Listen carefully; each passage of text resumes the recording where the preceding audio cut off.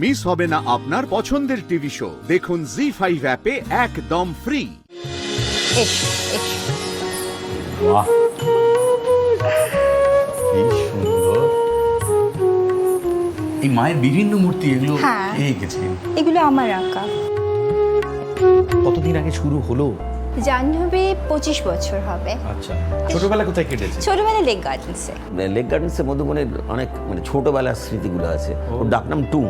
টুম। হ্যাঁ, টুম টুম সোনাদার ঘুম দার্জিলিং। আমার নাটকের ডায়লগ ছিল টুম সোনাদার ঘুম দার্জিলিং। এখানে বিগত 6 বছর আমি এখানে আছি, জাহ্নবীতে আছি আর কি। জাহ্নবীতে যারা আসেন আর কি, ক্ষুদ্র যারা, তাদের দোষীপনার কোনো শেষ কুল কিনারা নেই। আর মার বিষয় নালিশ, বাবার বিষয় নালিশ, মানে ওটা একটা ভীষণ ভয়ের ব্যাপার যে কি জানতে কি জেনে ফেলবো ঈশ্বরই জানে। কাকু কি করা হয়? কাকু কি আমার ছবি আঁকার জন্য গভর্নমেন্ট আর্ট কলেজে পড়েছি, কিন্তু তারপর আমি বিজ্ঞাপন জগতে চলে যাই এবং 50টা বছর বিজ্ঞাপন জগতে কেটে গেছে। ইয়েস, ভারতবর্ষের বিখ্যাত এজেন্সি ক্লারিয়ন ম্যাকান, তখন ক্লারিয়ন ম্যাকানে একটা 69 সালে পাশ করেছি, না 68-এ। 60 বছর পূর্ণ হবে আর কয়েকদিন বাদে। আমি 77। 77 দেখে বোঝা মা মা পেইন্টার, মাও গভর্নমেন্ট আর্ট কলেজে, মানে বাবা মা একসাথেই গভর্নমেন্ট আর্ট কলেজে।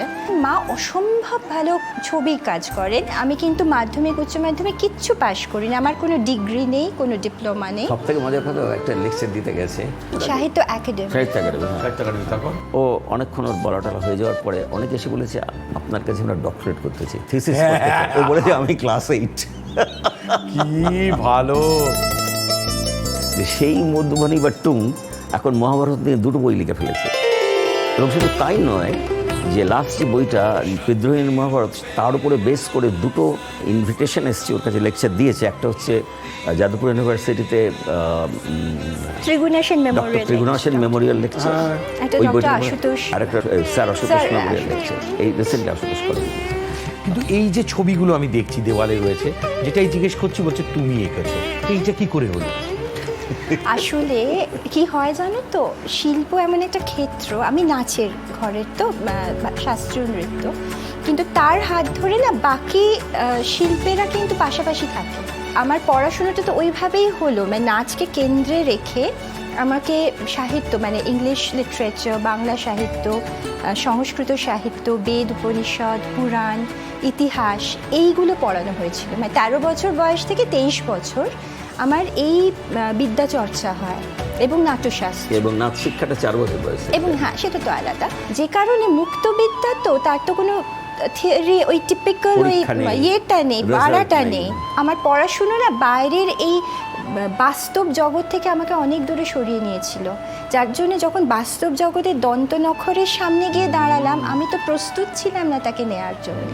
আমার এবং আমার স্ত্রীর মধ্যে একটা কনফিউশন সবসময় থেকেছে, যে এটাকে ঠিক করলাম, একটা ন্যাচারাল ফ্লোয়ের মধ্যে না দিয়ে একটা ফ্লোটা চেঞ্জ, ব্যতিক্রম। এখন আমি বাবা মাকে সবসময় বলি, তোমরা সরে থাকো, আমাকে আমার সমস্যা নিজেকে সলভ করতে হবে, কারণ এটা আমার নিজের লড়াই, এই জীবনটা আমার জীবন।